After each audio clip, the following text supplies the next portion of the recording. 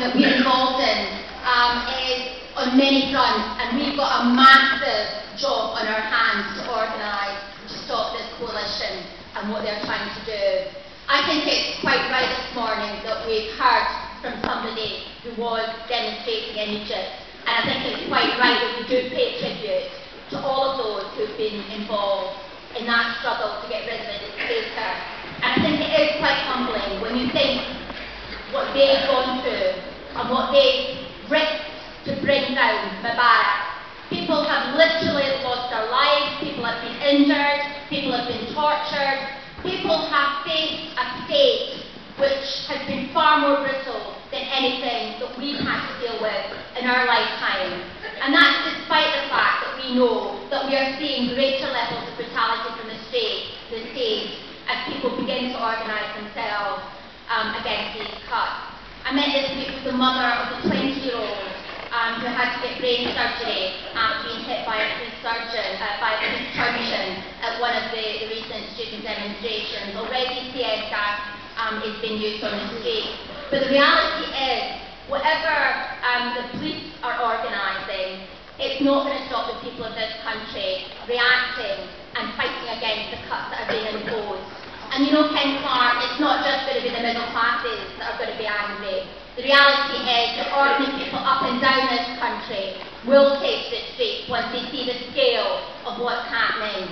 In my constituency, 5 libraries are threatened with closure, and I think it's absolutely right that the Save the Libraries campaign is one of the organisations that's here today, because these are services which operate in every community and don't just provide the opportunity to go and get books, but the reality is provide a whole range of services within this community.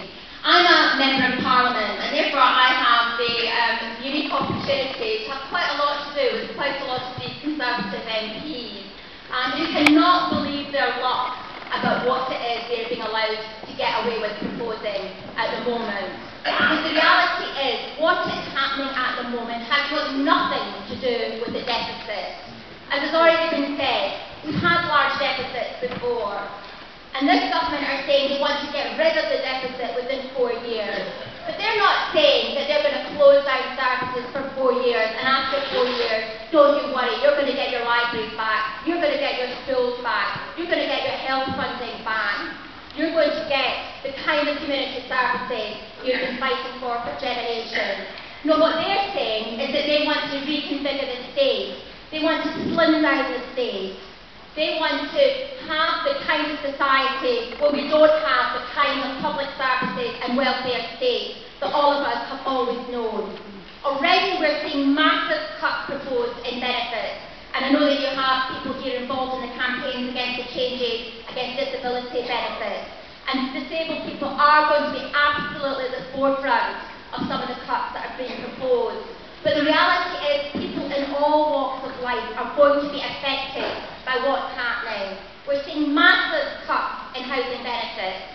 We're likely to see huge increases in unemployment. We know that the government are saying that 500,000 public sector workers are going to be put in the dole. And we also know that as a direct result of that, probably another 500,000 people in the private sector are going to be put out of work.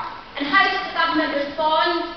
It says, well, if you're on job seekers allowance for more than a year, we'll cut your housing benefit for 10 years, by 10%. The reality is this government is ideologically motivated. It knows what side it's on. It does have an ideology. It's an ideology that many of the backbench Conservative MPs have believed in and have advocated for many years. But of course, at the moment, the Liberals are providing them with cover. They know what they're about.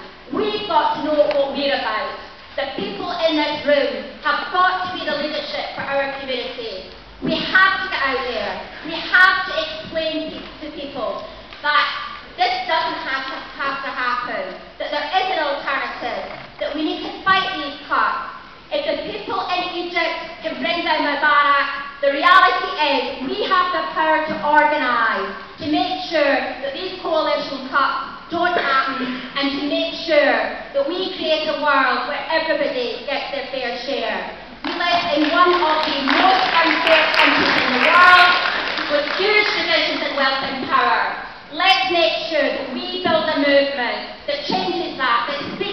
ordinary people and make sure that they fight for the alternative they deserve. Thank you very much.